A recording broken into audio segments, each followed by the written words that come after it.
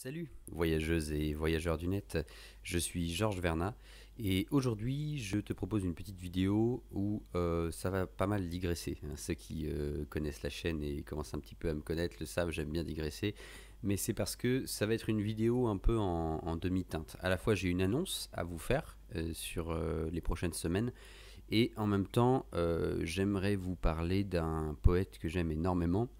Donc on va faire les choses dans l'ordre, commençons par le début. L'annonce en question, c'est que je vais être absent de mon domicile, hein, que vous voyez juste ici, pendant à peu près 2 semaines, entre le 11 et le 23 juillet. Parce qu'en fait, je fais partie d'une association nantaise qui s'appelle Corto Loisirs. Et cette association, ils ont un fonctionnement assez amusant. Ils font des colos pour les enfants. Moi, je ne suis pas animateur, hein, je vais vous expliquer mon rôle dedans, mais des colos pour les enfants, justement, où ils font des enquêtes. Des enquêtes à taille réelle, à taille humaine. Donc de temps en temps, ça se passe à Nantes, où moi j'habite, donc ça dure une journée, les enfants ont un petit mystère à résoudre pendant la journée, et pour résoudre un mystère dans une enquête, il faut des personnages. Et c'est là que moi j'interviens avec d'autres acteurs pour l'association. On joue des personnages de l'enquête, le gentil, le méchant, un peu entre les deux, etc. Ou des contacts pour aider les enfants à résoudre leur enquête. Sauf que là, du 11 au 23 juillet, ça se passe en Aveyron, les gorges de l'Aveyron, dans le sud. Je ne connais pas l'endroit, et tant mieux d'ailleurs, ça rend la chose encore plus excitante. Et je vais être un des persos d'une enquête qui va durer 2 semaines. Je vais jouer un professeur qui voyage dans le temps, un scientifique un peu, un peu fou du bulbe, qui est le professeur Zadig, qui voyage dans le temps et qui va se retrouver coincé dans le passé, après dans le futur. Enfin voilà, on a commencé à écrire un scénario à plusieurs mains pour cette grande enquête. Et donc, du 11 au 23, je serai occupé à crapahuter dans les gorges, à faire du kayak ou de l'escalade ou je ne sais quoi, à sauter des ponts et à jouer mon personnage du professeur Zadig. Et donc, je ne pourrai pas assurer de vidéos sur la chaîne Georges en Poésie dans cette période. Évidemment, j'ai pensé à pré-enregistrer des vidéos pour que vous ayez du contenu à regarder. Mais c'est un peu compliqué parce qu'on est déjà jeudi. Moi, je pars samedi ou dimanche avec pas mal de préparatifs à faire avant pour l'enquête. Donc ça va être très difficile. J'ai pas envie de vous enregistrer à la chaîne des vidéos de mauvaise qualité. Vous allez vous en rendre compte. Et malheureusement, j'ai pas. Malheureusement, plutôt heureusement, j'ai pas du tout envie de vous proposer du contenu médiocre. Donc il y aura peut-être un trou. Alors l'alternative, c'est que avec mes modestes moyens sur place, je pourrais peut-être vous publier quelques vidéos, quelques photos, un peu une sorte de vlog. Je pense que l'endroit doit être joli, donc vos yeux pourraient apprécier. Et puis avoir des scènes peut-être filmées comme ça. Je sais que c'est un peu loin du thème original de la chaîne qui est avant tout la poésie et la littérature, mais en soi, on invente une histoire, on joue des rôles, on s'amuse, on amuse les gosses. Voilà, peut-être que ça pourrait vous plaire comme contenu, donc n'hésitez pas à me le faire savoir dans les commentaires. Si ça vous plairait d'avoir un petit vlog du professeur Zadig en Aveyron pour cette grande enquête qui s'appellera la rivière du temps, eh bien, je pourrais peut-être vous proposer ça, faire en sorte en tout cas que ça arrive. Voilà. La deuxième chose maintenant, deuxième partie de la vidéo, c'est vous parler d'un poète que j'affectionne particulièrement et qui est Charles Bukowski. Charles Bukowski, pour moi, c'est un personnage assez fascinant parce que il est tout aussi connu que méconnu, comme toutes les grandes stars, entre guillemets, hein, quel que soit le domaine, qu'on parle de cinéma, de musique ou de littérature, puisque il fait partie de cette catégorie de gens que moi j'appelle les créateurs de monstres. J'avais fait une chronique en radio il y a quelques années là-dessus. Les créateurs de monstres, c'est, tout est un peu dans le titre, hein. C'est ces gens qui créent une personnalité publique derrière laquelle ils se cachent. Donc on pense par exemple à Marilyn Monroe, qui s'appelait à la base Norma Jean, qui était un petit peu, j'hésite à dire l'américaine moyenne, c'est faux, ce serait très réducteur et presque sexiste, enfin un peu crétin. Mais bon, le fait est qu'elle a inventé un personnage qui s'appelait Marilyn Monroe, une blonde plantureuse, etc., qui est devenue l'icône sexy de l'Amérique, À la base, Norma Jean, c'était plutôt une petite intellectuelle, extrêmement curieuse, mais aussi assez timide, qui dévorait des bouquins. Donc, je pense que se glisser dans ce personnage de la pin-up peroxydée, ça n'a pas forcément été facile. On sait que sa vie privée n'était pas rose. À côté de ça, vous avez aussi, par exemple, un exemple que j'aime bien, moi, c'est Freddie Mercury, qui s'appelait Farouk Bulsara, si je ne dis pas de bêtises, et qui passait de lui-même l'avouait, je crois qu'il a écrit d'ailleurs une autobiographie, si je ne dis pas de bêtises, qui passait d'un personnage plutôt assez sédentaire, plutôt pantouflard, enfin il aimait bien son petit confort, etc. C'était quelqu'un d'un peu, voilà, on l'imagine bien, faire un peu de cocooning le samedi ou le dimanche dans son lit, en regardant Netflix, même si à l'époque il n'y avait pas Netflix, et qui se transformait sur scène en une espèce de bête de scène incroyable, de rocker dingue, qui vous mettait la patate avec des titres qu'on connaît tous. Voilà. Et il y en a beaucoup d'autres. J'aime bien, pour finir, par exemple, l'exemple d'Andy Warhol, qui s'appelait à la base Andrew Warola. Il y a plein de choses qu'on ne sait pas sur ces gens, je veux dire. Le fait est que Andrew Warola, c'est quelqu'un, par exemple, qui avait une calvitie précoce, qui détestait ça, et c'est pour ça la fameuse perruque de cheveux blancs, c'était pour cacher sa calvitie. Bon, il s'est fait aussi, je crois, si je ne dis pas de bêtises, tirer dessus pendant une de ses expos. Je crois que c'était par une féministe à l'époque, parce que justement ses œuvres étaient considérées comme sexistes.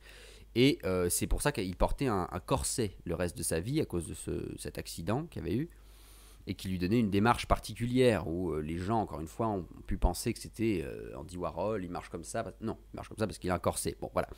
Donc, ça ne retire absolument rien au côté incroyable, extraordinaire, plus bigger than life, comme disent les Américains, de ces personnages. Mais ils se cachent tous derrière un masque, derrière un monstre. C'est bien sûr le cas pour notre cher Charles Bukowski, qui à la base s'appelait Henri Chinaski, qui était fils d'émigrés polonais.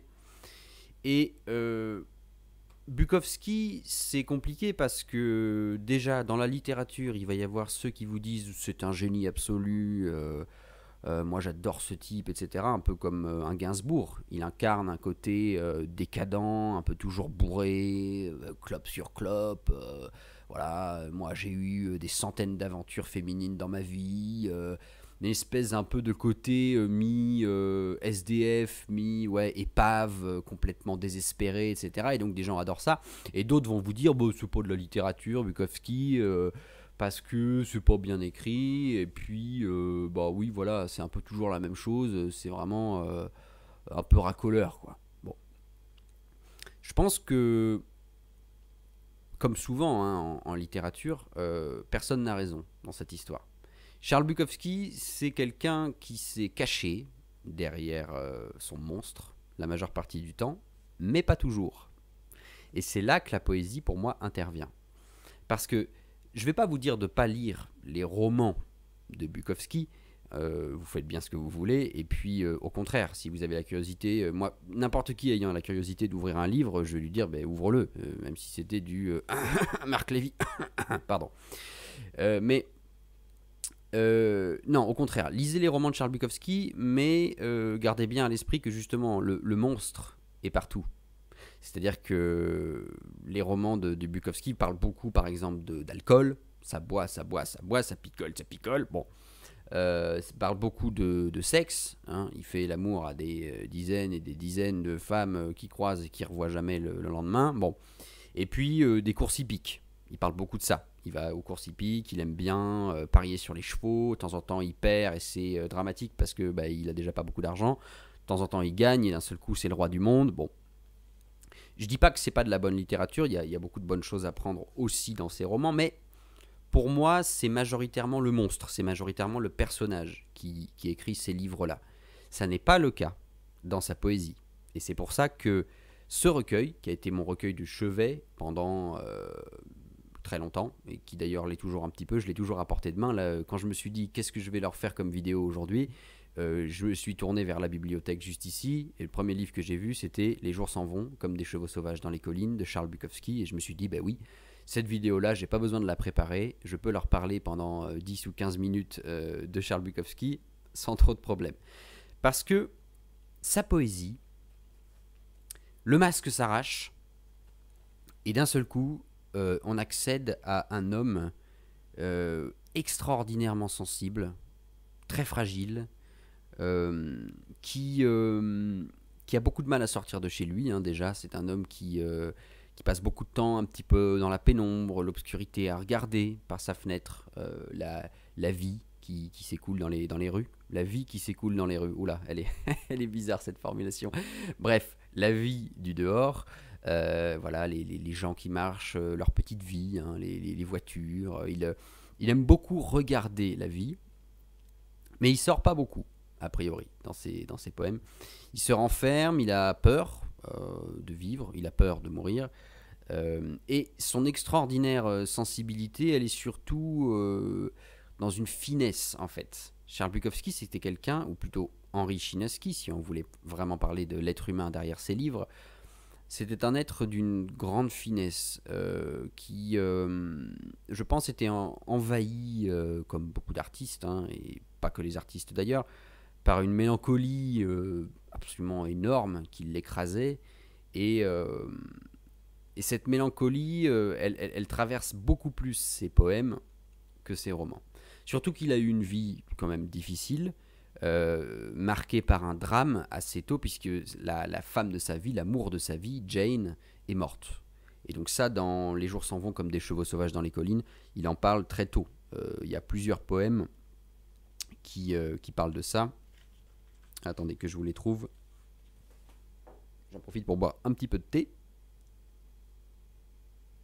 Mon fidèle acolyte pour les vidéos. Donc voilà, en Uruguay ou en enfer, avis de congé par exemple,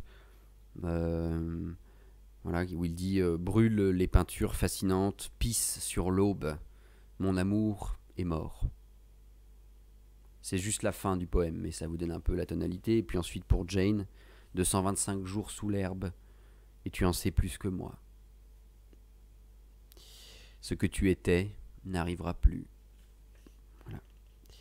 C'est une entrée en matière difficile, hein, dans le recueil.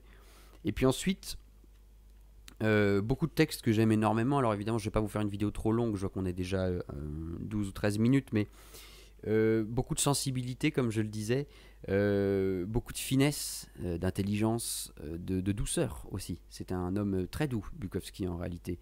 Je pense que je me rappelle par exemple avoir entendu, je crois, ces correspondances qui avaient été lues sur France Culture par Charles Berling, si je ne dis pas de bêtises. Je vous encourage à voir d'ailleurs la vidéo, à l'écouter plutôt, elle est sur YouTube. Et on sent une grande finesse, on sent une grande douceur. Et son éditeur, je crois, avait dit de lui, je ne l'ai jamais vu boire une goutte d'alcool. C'est-à-dire que quand ils avaient des rendez-vous, des repas, qui parlaient de ses livres, etc., pas une goutte d'alcool, Bukowski. Parce que je pense qu'il avait bien conscience aussi que dans son travail et dans sa poésie et dans ses relations publiques avec les éditeurs, il voulait aussi que les choses soient bien faites et pas être non plus complètement pété du matin au soir, même si c'est l'image qu'il cherchait à donner.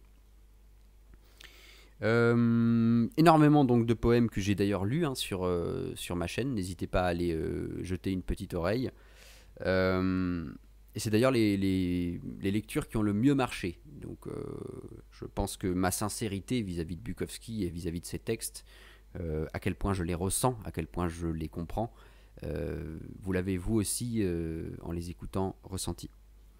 Voilà, donc beaucoup de bons textes, des textes très drôles aussi. Là je tombe sur un texte qui s'appelle 18 voitures pleines d'hommes pensant à ce qui aurait pu arriver. C'est un texte extrêmement drôle où il est dans un embouteillage et en fait il voit plein d'hommes dans leur voiture, qui voient passer juste sur le passage piéton une femme dans une robe, je crois, verte, qu'il trouve sublime, et il pense à tous ces pauvres bougres qui rentrent du boulot complètement crevés. Tout ce qu'ils ont envie, c'est de se poser le cul sur leur canapé, d'ouvrir une bière bien fraîche, d'allumer une cigarette et de se laver de toute cette fatigue du travail.